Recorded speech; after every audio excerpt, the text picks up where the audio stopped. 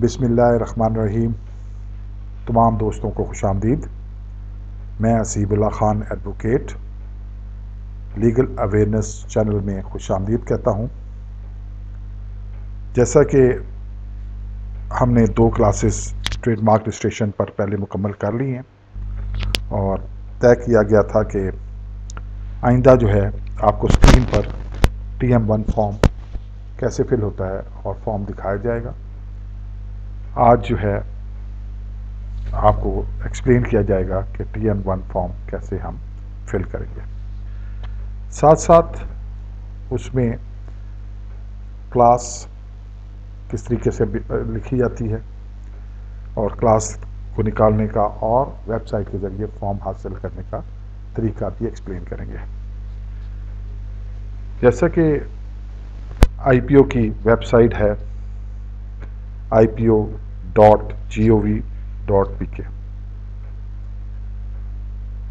इस वेबसाइट पे हम जाके फॉर्म भी डाउनलोड कर सकते हैं ट्रेडमार्क रजिस्ट्रेशन का, और साथ साथ हमारे पास दूसरा ऑप्शन है कि हम यहाँ से क्लास देख सकते हैं कि कौन सी क्लास में हम फॉल करते हैं। जब भी हम वेबसाइट पे जाते हैं ipo.gov.pk तो हमें मोनोग्राम के नीचे होम और होम के साथ अबाउट IPO, उसके बाद ट्रेडमार्क्स नजर आएंगे। जब हम इसको क्लिक करते हैं तो तीसरे नंबर पे हमें फॉर्म एंड फीस और चौथे पे क्लासिफिकेशन। ये 2 एक ऐसे पॉइंट हैं जिसको हम यूज़ करेंगे आज। जब हम फॉर्म एंड फीस को क्लिक करते हैं तो हमारे पास पेज आ जाता है जिसमें सबसे पहले जो है TM1 है और उसके बाद TM2, TM3, TM4, और आप देखेंगे TM1 के आगे राइट साइड पे उसकी फ़ीस 3000 और फाइल, ये जब आप उसको क्लिक करेंगे तो डाउनलोड हो जाएगी और MS वर्ल्ड में आप जाके इसको डाउनलोड करने के बाद इसको फिल भी कर सकते हैं। ये बड़ा अच्छा ऑप्शन होता है कि जब हम इसको बहुत आसानी से फिल कर पाते हैं। तो ये TM1 फॉर्म है जो आपकी इसकी स्क्रीन पर है, और इसको फिल करने में सबसे पहले जो आपसे पूछा जाता है वो क्लास के मुताबिक पूछा जाता है। जब तक आप क्लास नहीं लिखेंगे कि किस क्लास पे फॉल होता है उसका तक आप फॉर्म मुकम्मल नहीं कर सकेंगे। इसीलिए मैंने कहा था कि ट्रेडमार्क का जो पेज है उस पे हम जाकर आसानी से क्लास अपनी तहरीर कर सकते हैं। ये अभी हम आपको दिखाते हैं कि जब आप स्टार्ट में देखें वेबसाइट में, आप ट्रेडमार्क पे गए, चौथे पे आप क्लास के ऊपर क्लास समरी है राइट पे, आप जब उस पर क्लिक करेंगे तो ये पेज खुल जाएगा जो आपके सामने है। इसमें सबसे पहले आप देख रहे हैं कि पहला क्लास 1 में जो चीज़ आती है वो केमिकल यूज इंडस्ट्री है। इसके अलावा बहुत सारी चीज़ें, एक नहीं है, बहुत सारी चीज़ें हैं। तो आपने देखना है कि आपको कौन सी चीज़ करनी है क्लास 1 में अगर आप फॉल करते हैं। अगर क्लास 2 देखें तो पेंट्स, उसके अलावा बहुत सारी चीज़ें और भी हैं उससे रिलेटेड। 3 में देखते हैं bleaching, soaps, oil, shampoo, cosmetics, काफ़ी सारी चीज़ें हैं। 4 में अगर देखें तो इंडस्ट्रियल ऑयल एंड ग्रीसेस, लुब्रिकेंट, ये मौजूद हैं। 5 में देखें अडॉप्टेड फॉर मेडिकल यूज़, वो आपके सामने काफ़ी सारी चीज़ें आपको नज़र आ रही हैं। 6 में देखें कॉमन मेटल्स हैं, और उसके साथ आप देखेंगे कौन सी मेटल के हवाले से कौन सी चीज़ है। 7 में मशीन्स हैं, मशीन टूल्स हैं, मोटर्स हैं। 7 में उसके बाद आप देखें तो 8 है, हैंड टूल्स हैं, कटलरी, रेजर्स, इस तरह काफ़ी सारी चीज़ें आपको नज़र आ रही हैं, वेइंग मशीन्स। उसके बाद जब आप 9 में आते हैं, उसमें काफ़ी लंबी लिस्ट है, आपके सामने ही है। Reproduction of sound and image, magnetic data, काफ़ी सारी चीज़ें इसमें भी मौजूद हैं। इवन इक्विपमेंट एंड कंप्यूटर्स इसी में आते हैं। 10 में सर्जिकल, मेडिकल, डेंटल एंड बहुत सारे इसके अलावा मौजूद हैं। 11 में ऑपरेटर्स फॉर लाइटिंग है, हीटिंग है। उसके बाद 12 में आप आ जाएं, व्हीकल्स हैं। 13 में आ जाएं, फायर ग्राउंड्स हैं, उसके अलावा फायर वर्क्स हैं।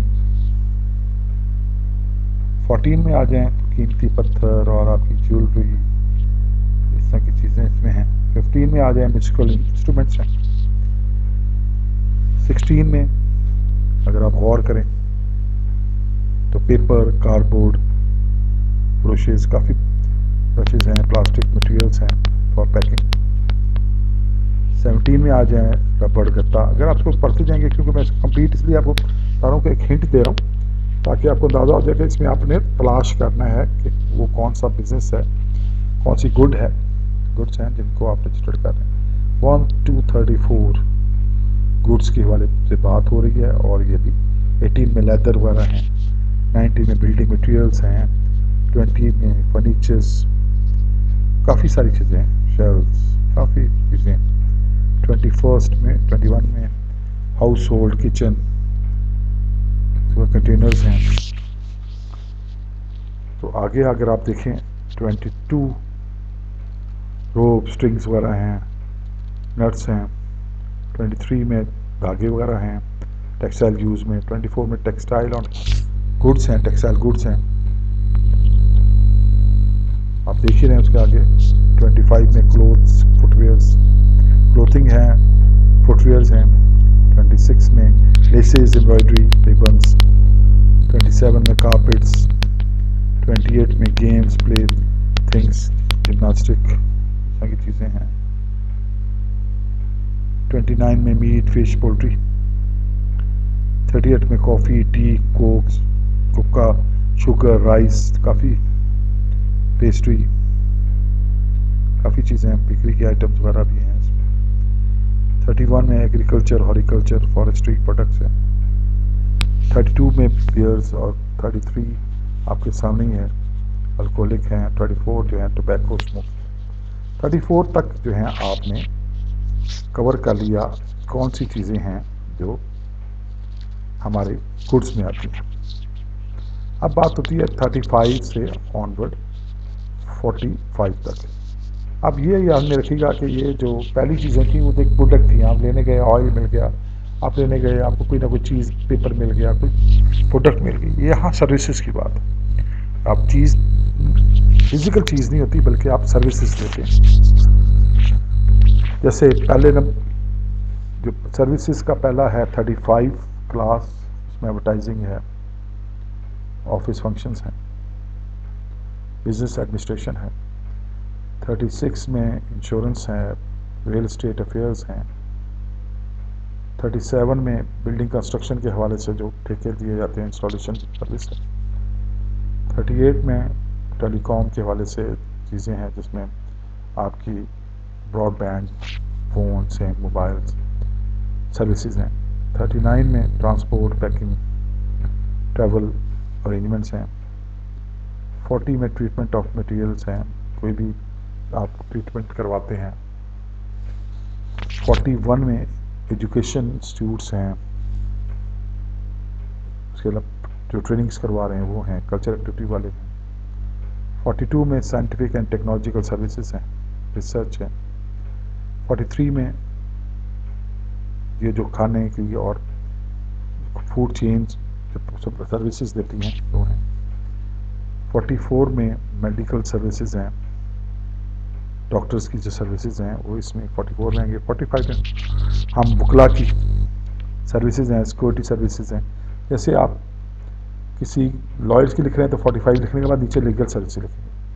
अगर सिक्योरिटी सर्विसेज हैं तो 45 लिख के नीचे सिक्योरिटी सर्विसेज लिखेंगे। तो अब हमने क्लासिफिकेशंस देख ली और अब हमारा अगला होगा TM1।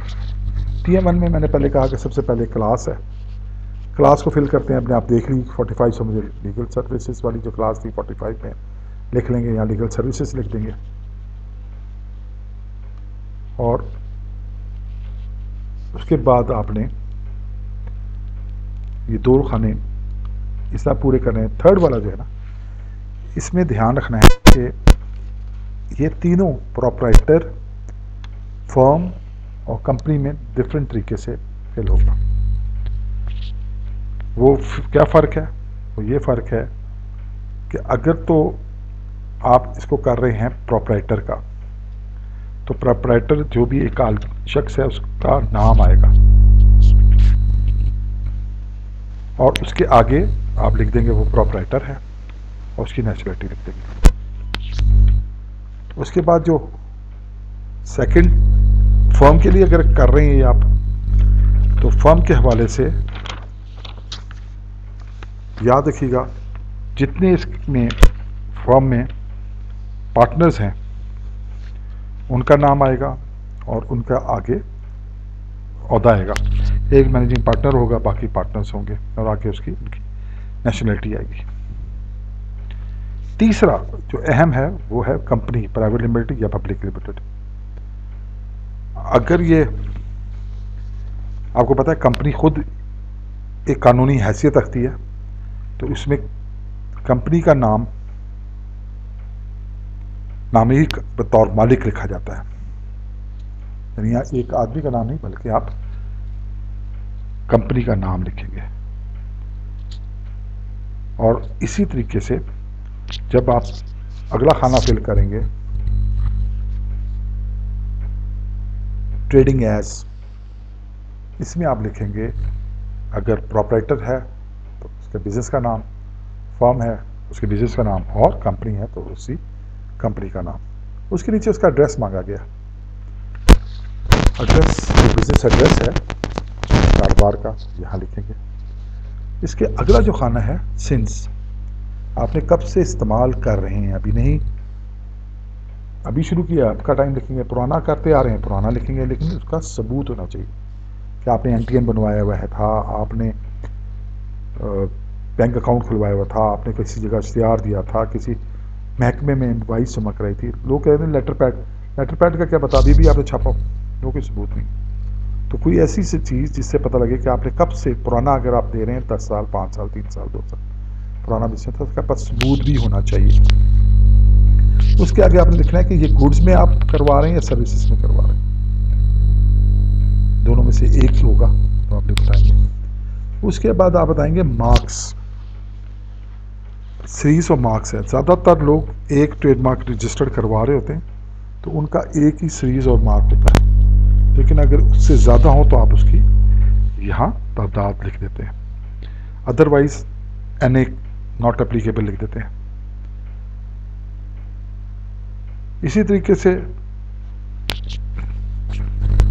अगर आपका कलर क्लेम कर रहे हैं तो फिर आपने कि ये ज़रूरी है कलर बताना, तो आप कलर लिख देंगे, ये 2 कलर हैं, 3 कलर हैं, 1 कलर। अदरवाइज आप लिख देंगे कि यहाँ NA लिख देंगे, तो फिर ये तमाम कलर्स को आप यूज़ कर सकेंगे। फिर आपने अगला ख़त किताबत का पता लिखना है, एड्रेस यहाँ नोट कराना है, कंप्लीट एड्रेस देना है ताकि आपको ख़त वगैरह मौसूल हो सके। उसके बाद जो आपका अगला खाना है, ये आपके सामने ही फॉर्म में नज़र आ रहा है,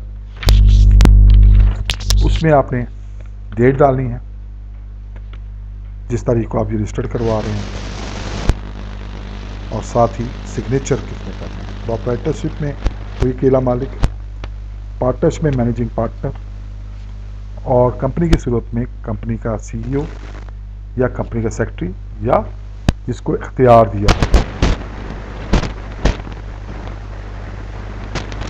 इस तरीके से बाद में आपने नीचे जो एंड में रजिस्टर करवा रहे हैं उसकी डेट,